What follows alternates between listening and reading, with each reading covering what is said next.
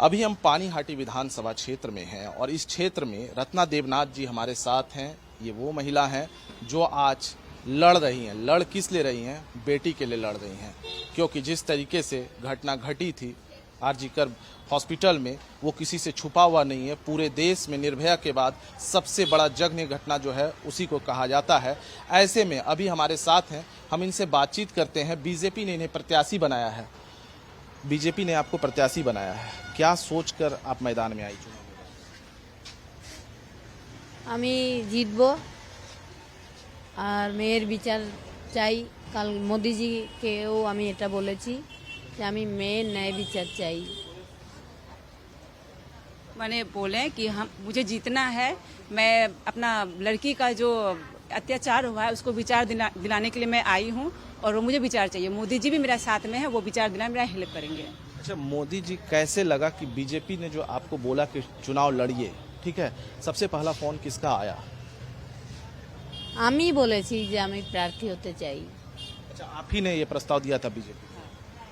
हाँ, बोले दीदी ने बोले थे कि मुझे चुनाव लड़ना है और अपना लड़की के लिए मुझे खुद जाना है विधानसभा, उसका विचार के लिए, न्याय के लिए खुद लड़ना है। मैं ही प्रस्ताव रखी थी। घटना जो है बहुत बड़ी घटना थी पूरे देश में। आपको क्या लगता है यहाँ चुनाव अगर जीतेंगी तो भावनात्मक रूप से कितना सहयोग मिलेगा लोगों को? বিচার তো আদালতে হবে। मतलब सहयोग कितना मिलेगा? आप बंगाली में सहयोग बोल জিজ্ঞেস করেছেন আপনি, আপনাকে তো এত মানুষ কত সহযোগ করবে, আপনাকে আপনি ভেবেছেন কি আপনাকে সহযোগ করবে মানুষরা? এটাই জিজ্ঞেস করছেন। হ্যাঁ, সারা বিশ্ব সেই 9 তারিখ 9 আগস্ট 2024 এই ঘটনা কেউ মেনে নিতে পারেনি। সারা বিশ্ব গর্জে উঠেছিল। একটা মৃত্যু সমস্ত মানুষের প্রতিবাদের ভাষা জুগিয়ে গেছিল।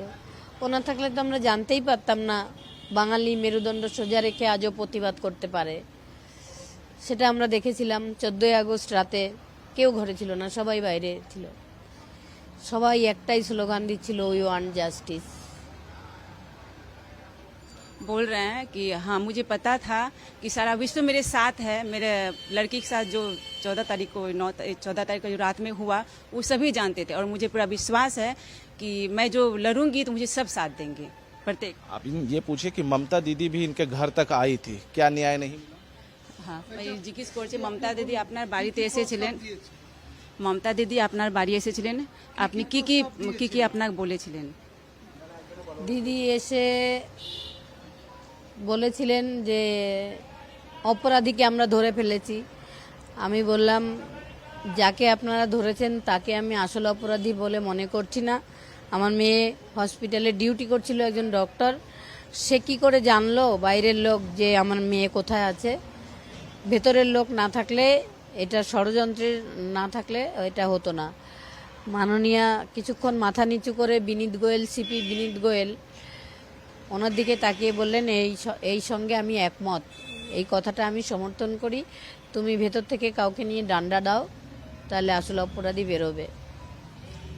दीदी बोल रही हैं, क्या ममता जी बोल रहे थे कि हम तो असली अपराधी हम लोग पकड़ चुके हैं, अब और आपको क्या चाहिए? तो बोल रहा है नहीं, असली अपराधी पकड़ा गया।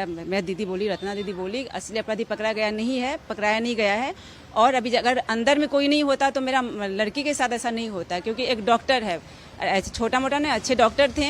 और वहाँ पे मेरा मतलब डॉक्टर वहाँ होते हुए अंदर का कोई ना होते हुए इतना बड़ा कांड कैसे हो सकता है? तो ये सुन के ममता दीदी सर नीचा कर लिए थे और बोल रहे थे कि ठीक है, मैं देख रही हूँ।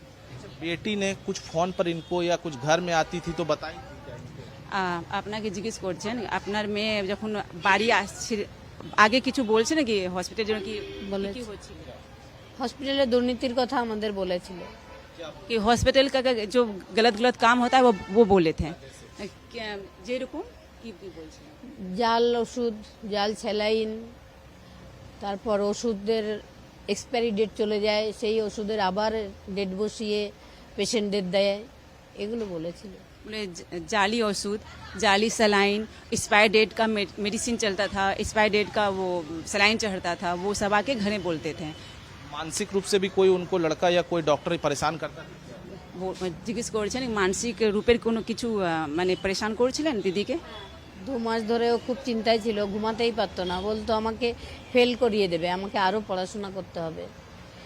যেহেতু আমার মেয়ের খুব ইচ্ছা ছিল যে আমি এমডিতে গোল্ড মেডেল পাবো, সেইখানে ও বলছিল আমাকে ফেল করিয়ে দেবে বা আমাকে ফেল করিয়ে দেবে, এই ভয়টাও পাচ্ছিল। হ্যাঁ বলছিলেন कि उन्हीं बाड़ीते बोलते वो बाड़ी घर आके बोलते थे कि हमको टॉर्चर किया जा रहा है और हाँ कि हमको तैयारी अच्छा नहीं है, हमको फेल कर देगा, इसके लिए मेरा दिमागी टेंशन वो माइंड से बहुत मतलब डरी हुई थी। हाँ टॉर्चर कर रहे थे, बड़े बड़े डॉक्टर लोग बोल रहे थे क्या हाँ तुमको परीक्षाएं पास नहीं करेंगे, तुमको फेल कर देंगे। सीनियर डॉक्टर हाँ सीनियर डॉक्टर, जो बड़े डॉक्टर ही बोलेंगे ना ऐसा बात, जूनियर तो बोलेंगे नहीं, सीनियर ही बोलते थे तुमको फेल कर दिया जाएगा, कुछ कारण तो होगा जो ऐसा बोल रहे थे। तो वहाँ क्या टीएमसी के लोग कुछ थे? জিজ্ঞেস করছি कि ওখানে কি টিএমসির লোক ছিলেন? সব টিএমসি লোক, সারে যে লোক হয় না, ও সব টিএমসি লোক। ওখানে যত আছে সব টিএমসির লোক, ওখানে যারা মেন পোস্টে বসে আছেন सब टीएमसी लोग, माने सॉरी जो टीएमसी में वहाँ जो मेन पोस्ट में बैठे हुए हैं ना सब टीएमसी के लोग बैठे हुए हैं। ये माना जा सकता है कि टीएमसी के द्वारा ही वही तो साजिश है, वही तो मेन साजिश है, इसीलिए तो दीदी उतरे हैं, नहीं तो दीदी को उतरने की जरूरत नहीं था। ये जो उतरे हैं दीदी तो उसी के खिलाफ दीदी जैसे बनेंगे तो सबका निकलेगा, 4 तारीख के बाद सबका निकलेगा, ये सबको पता चलेगा सारा दुनिया। मोदी जी ने क्या कहा इनको? मोदी जी আপনাকে কি বলেছে? মোদিজিকে আমি বলেছি আমি মেয়ের ন্যায় বিচার চাই, আমার মাথায় হাত রেখেছেন আর বলেছেন 4 তারিখের পরে আরজি করের কেসের ফাইল খুলবে। मोदी जी दीदी का माथा पे हाथ रख के बोले विचार मिलेगा और 4 तारीख के बाद सब अपराधियों का फाइल खुलेगा। इस मेडिकल कॉलेज को सुधारने के लिए क्या करेंगी ये अगर जीतती हैं? দিদি জিজ্ঞেস করছেন আপনি মেডিকেল কলেজকে মেডিকেল কলেজের জন্য ভালো মতন কি করবেন, যখন আপনি জিতবেন তখন কি করবেন সুধারের জন্য? তৃণমূলের মূল সমেত উপড়ে ফেলবো, স্বাস্থ্য দুর্নীতি দূর করব। तृणमूल का जड़ से निकाल फेंकेंगे और जितना गलत काम हो रहा है, दुर्नीति है, गलत है, वो सबको उखाड़ के फेंकेगी। आपको ये लगता है कि जिस तरीके से घटना घटी अब ये घटना रुकेगी अगर बीजेपी सरकार आती है तो? ये আপনি জিজ্ঞেস করছেন যে তো ঘটনা হচ্ছে বিজেপি সরকার আসার পর এগুলো দূর হবে? একবারেই কি দূর হয়ে যায়? দুর্নীতি যারা করছে তারা তো থাকবেই, তারাই আবার বিজেপিতে আসার চেষ্টা করবে, তাই একবারে কি হয়ে যাবে? এটা অনেক দিনের লড়াই, একদিনের লড়াই নয়। বলছেন একবারে তো হবে না, এটা তো আস্তে एक बार तो होगा नहीं, ये तो आस्ते आस्ते होगा। और जो अगर बीजेपी जीतेगा तो वो लोग चेष्टा करेगा कि बीजेपी में ढूक के हम फिर बीजेपी में आके हम वो गलत करें, तो वो होने तो देंगे नहीं, तो आस्ते आस्ते सबका हिसाब होगा। ममता बनर्जी एक बार आई, दोबारा फिर कोई बातचीत नहीं हुई? ममता दीदी আমি চাইনি যে ওনার সঙ্গে কথা বলতে। दीदी चाहेनी, उन्हीं चेष्टा করেছিলেন दीदी, वो चेष्टा किए थे कि हम रत्ना दी के साथ बात करें, पर वो रत्ना दी रेडी नहीं हुए। एक बार तो बात हो ही चुका और दोबारा क्या बात करें, इसलिए दोबारा नहीं की बात। आपको लगता है कि अब बीजेपी ही समाधान कर सकती है, मोदी जी ही समाधान कर सकते हैं, शुभेंदु अधिकारी ही समाधान कर सकते हैं? তৃণমূল যে স্বাস্থ্যমন্ত্রী আমার মেয়ের মৃত্যুর জন্য দায়ী। স্বাস্থ্যমন্ত্রীর বিনা অনুমতিতে স্বাস্থ্য দপ্তরে এরকম একটা নারকীয় খুন কোনোদিন হতে পারে না। তাহলে তথ্য প্রমাণ যে লোপাট হয়েছে সেটা কে করেছে? স্বাস্থ্যমন্ত্রীর যে পুলিশ মন্ত্রী সেই করেছে। बोल जो स्वास्थ्य मंत्री हैं वो सबका जिम्मेदार वही है। इतना जो प्रमाण था, ये जो मेडिकल कॉलेज में जो इतना बड़ी घटना हुई, इस सबको मिटाने के लिए सब उन्हीं का हाथ है, सब वही लोग मिटाए हैं, वो वही किए हैं। जीतने के बाद सबसे पहला काम क्या करेंगे? মেয়ের ন্যায় বিচার, मैं खुद का बेटी का विचार लेगी पहले। खुद की बेटी के साथ और भी बेटियों की सुरक्षा, यही ना? हाँ, सभी का बेटी को सुरक्षा। সব বেটিওকে সুরক্ষা। আমার তো সবই শেষ হয়ে গেছে।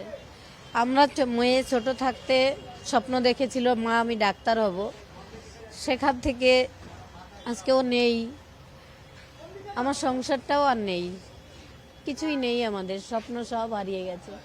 আমরা এতদিন ধরে যা করেছিলাম সব গঙ্গার জলে ভাসিয়ে দিয়েছি। একটা ফোন কল আমাদের গোটা জীবনটাকে শেষ করে দিয়েছে, তছনছ করে দিয়েছে।